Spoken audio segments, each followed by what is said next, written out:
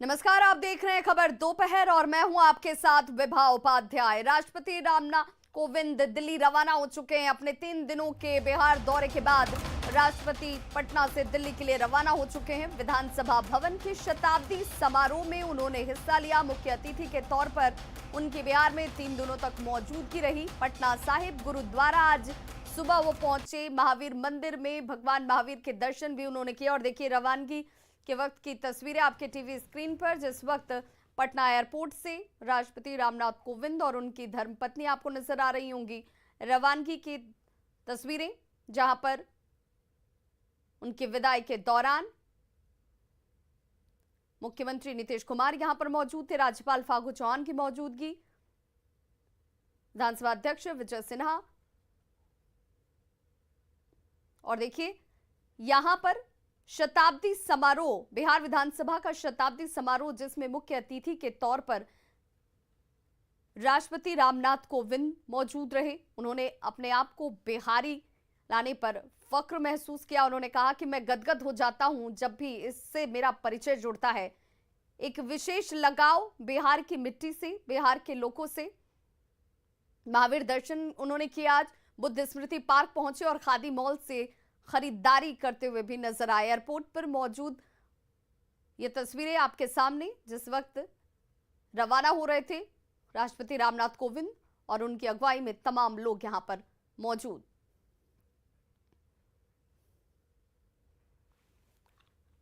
तो राष्ट्रपति रामनाथ कोविंद 3 दिनों के पटना दौरे के अंतिम दिन आज कई जगहों पर गए। सबसे पहले राष्ट्रपति पटना साहिब गुरुद्वारा पहुंचे, जहां पर उन्होंने गुरुद्वारे में मत्था टेका। 4 तस्वीरों के जरिए, और हर तस्वीर उनके कार्यक्रम से जुड़ी हुई, जहां जहां उनकी मौजूदगी रही उन कार्यक्रमों में शामिल होने के साथ ही साथ उन्होंने अपने अनुभवों को भी साझा किया।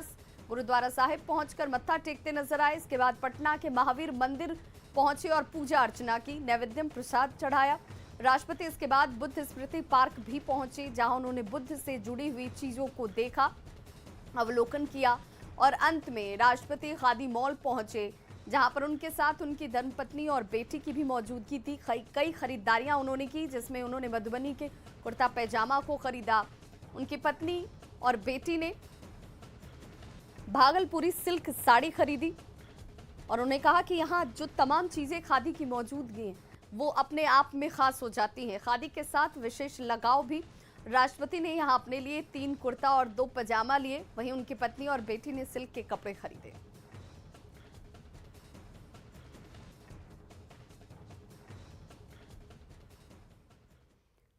जम्मू कश्मीर में दूसरे राज्य के लोगों पर हो रहे हमलों के बाद सुरक्षा व्यवस्था अब कड़ी कर दी गई है और इसी कड़ी में ड्रोन ड्रिल बनाया गया है। और ड्रोन ग्रिड बनाए जाने की खासियत क्या है वो भी हम आपको बताते चलें। जम्मू कश्मीर में जहां भी दूसरे राज्य के लोग रह रहे हैं वहां पर ड्रोन के जरिए निगरानी की जाएगी। अब ये ग्रिड जो है वो निगरानी करता हुआ नजर आएगा। तस्वीरें भी आपके सामने हैं। उन इलाकों पर ये विशेष तौर पर चौकसी रखेगा, निगरानी रखेगा, जहां पर दूसरे राज्यों से रहने वाले लोगों की संख्या ज्यादा है। गृह मंत्री अमित शाह के जम्मू कश्मीर दौरे के बाद ये फैसला लिया गया है और ड्रोन से कड़ी निगरानी की जा रही है। आपको बता दें कि हाल ही में आतंकियों की तरफ से किए गए हमलों में कई बिहारी निवासी मारे गए, जिसके बाद ये कदम उठाया जाता हुआ कई छापेमारियां भी हो रही हैं, कार्रवाई की जा रही है, आतंकियों को मुंहतोड़ जवाब दिया जा रहा है और सुरक्षा के मद्देनजर अब ड्रोन के जरिए भी निगरानी की जाएगी। 2 तस्वीरें आपके सामने इस वक्त जम्मू कश्मीर से। तो पहली तस्वीर जहां पर चप्पे चप्पे पर सुरक्षा कर्मियों की तैनाती है, जो सुरक्षा व्यवस्था का और इंतजामातों को देखते सुनिश्चित करते हुए। वहीं दूसरी तस्वीर ड्रोन से उन इलाकों की निगरानी की जा रही है जहां पर दूसरे राज्यों से आकर रहने वाले लोगों की मौजूदगी है। जो रिसेंट इंसिडेंट्स हुए हैं उसके बाद एक ड्रोन ग्रिड बनाने के लिए डीजी JNK के आदेश था। इसमें हम लोग CRPF मिलकर ड्रोन ग्रिड बनाया है, पुलिस और CRPF। ड्रोन ग्रिड का मकसद यही है कि जो माइनॉरिटीज एरिया है उसको हम लोग कितना बेटर तरीके से प्रोटेक्ट करें। राजधानी पटना के हाईकोर्ट मोड़ पर आज जमकर बवाल हुआ। बीच चौराहे पर 2 लड़कियों और एक लड़के के बीच जमकर मारपीट हुई और ये बताया जा रहा है कि दोनों लड़की पैदल सड़क पर जा रही थी और तभी एक लड़के ने रॉन्ग साइड से आकर उन्हें ठोकर मार दी। जब लड़की ने इसका विरोध किया तो लड़का उससे उलझने लगता है। लड़कियों का आरोप है कि लड़के ने उनके साथ छेड़खानी भी की, जिसके बाद दोनों में के बीच देखिए बीच चौराहे पर किस तरीके से जमकर हाथापाई होती है। तस्वीरें आपके सामने हैं और इस झड़प को देखने के लिए यहाँ पर लोगों की भारी भीड़ भी इकट्ठा हो गई। लड़का लड़कियों के आरोपों को खारिज करता रहा, वहीं आरोपी लड़की ने लड़की के भाई पर मारपीट करने का आरोप लगाया है। बाद में मौके पर पहुंची पुलिस और आरोपी लड़के को पुलिस थाने ले गई।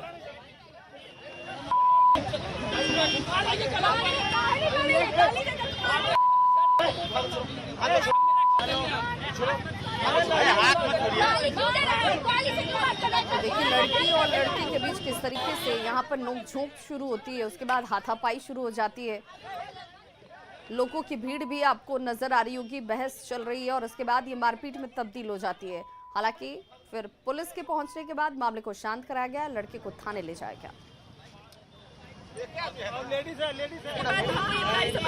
रॉन्ग साइड चल रहे थे, छेड़खानी किए मेरे साथ।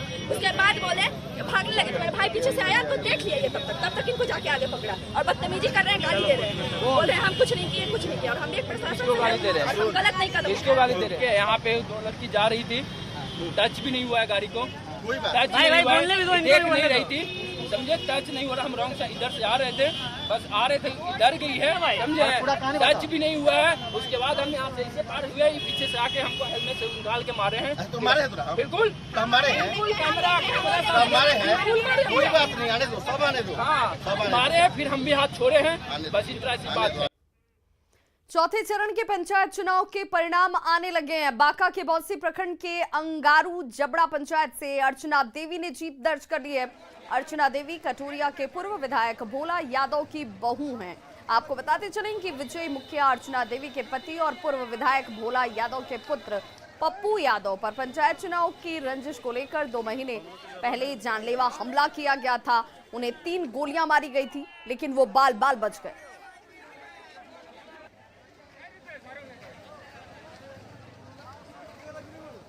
गोपालगंज में बीजेपी के दिवंगत नेता कृष्णा शाही की पत्नी शांता शाही चुनावी मैदान में हैं। दिवंगत पति का पोस्टर और अपने 2 बेटों को लेकर वोट मांग रही हैं। उनके अधूरे वादे और विकास कार्यों को पूरा करने का संकल्प ले रही हैं। तो वहीं कृष्णा शाही की बहन बबीता शाही भी अपने भाई की हत्या का सेंटिमेंट लेकर चुनावी मैदान में उतर आई हैं और लोगों से वोट की अपील कर रही हैं।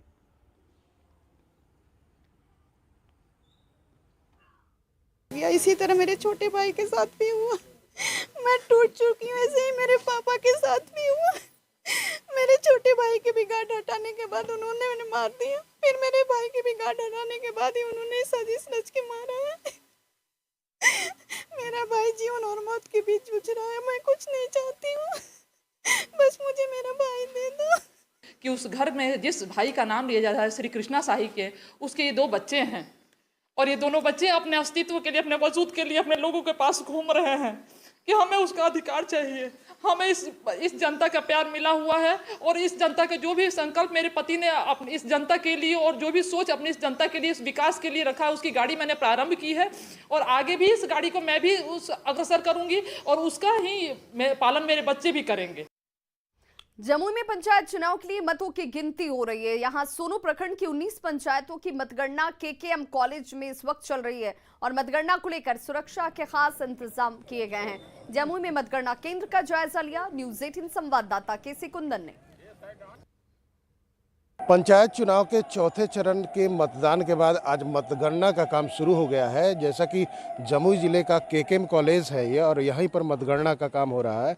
आप देख सकते हैं कि मतगणना के काम लोग को लेकर खास कर इंतजाम रखा गया है सुरक्षा व्यवस्था को लेकर और मतगणना केंद्र के अंदर या बाहर 4 लेयर में सुरक्षा का व्यवस्था रखा गया है और पुलिसकर्मी की तैनाती की गई है। सबसे बड़ी बात है कि मतगणना केंद्र के 200 मीटर की परिधि पर निषेधाज्ञा 144 धारा लागू किया गया है, इसलिए कि उपद्रव न हो। चूँकि जमुई जिले के सोनो प्रखंड के 19 पंचायतों का मतगणना आज हो रहा है।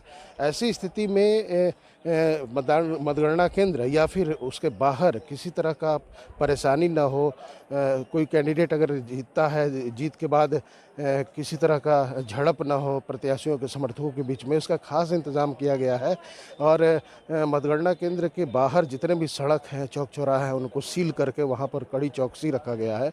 हम तस्वीर दिखाना चाहेंगे कि मतगणना केंद्र के अंदर की ये तस्वीर है और देख सकते हैं कि यहाँ पर किस तरह से अधिकारी हैं, पुलिस वाले हैं, उनको तैनात किया गया है। और साथ ही ये वेटिंग हॉल बनाया गया है जहाँ पर यहीं पर जो पोलिंग एजेंट, काउंटिंग एजेंट है, उनको यहाँ से जाने की अनुमति मिलेगी और इसी रास्ते से जो प्रत्याशी के काउंटिंग एजेंट होंगे वो आएंगे। बता दें कि 19 पंचायतों का आज परिणाम आना है और वैसी स्थिति में किसी तरह की गड़बड़ी न हो, इसलिए जिला प्रशासन ने खास इंतज़ाम कर रखा है, खास करके सुरक्षा व्यवस्था को लेकर। वो इसलिए कि नक्सल प्रभावित इलाके से ये पंचायत आते हैं, सोनो प्रखंड, जो आज यहाँ पर मतगणना हो रहा है। ऐसी स्थिति में तमाम सुरक्षा के इंतजाम रखे गए हैं, मतगणना केंद्र के बाहर भी और अंदर भी। केसी कुंदन, न्यूज़ 18 जमुई। लखीसराय में कड़ी सुरक्षा के बीच पंचायत चुनाव के मतों की गिनती हो रही है। आज रामगढ़ चौक प्रखंड के कुल 724 उम्मीदवारों के भाग्य का फैसला होना है। जिला प्रशासन ने पंचायत चुनाव जीतने वाले उम्मीदवार को विजय जुलूस नहीं निकालने की चेतावनी दी है। मतों की गिनती का जायजा लिया न्यूज़ 18 संवाददाता राकेश कुमार ने।